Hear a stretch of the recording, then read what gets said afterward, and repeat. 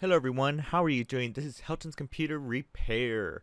Is there any way that you can set your Google Chrome as your default browser for all my applications? Well, the answer is technically yes. By default, Windows likes to choose, if I'm correctly right now, it's Edge, and it technically has a newer version, because you see I have an old version icon that kind of runs on the Chromium based systems. But regardless, if you want to change your default browser, I'll be showing you how we can do that. Let's go ahead and get started.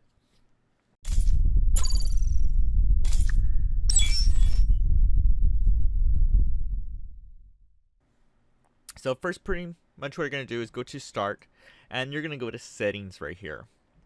From there, you're going to select Apps, and give it a little time and stuff. It might take a little bit before we get there, and you're going to choose Default Apps. And from this point, you see it has web browser, and I've already selected Google Chrome.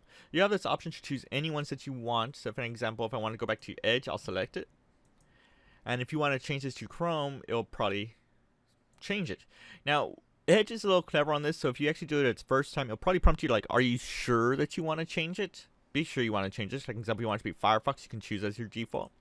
And that is pretty much it. After that, you can pretty much exit out, and you should be good. Thank you for watching from Helton's Computer Repair, and I will see you on the next video.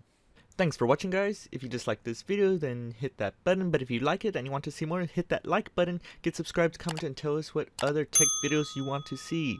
Consider checking out our merch store, link in the video description. And for the rest, I will see you on the next video.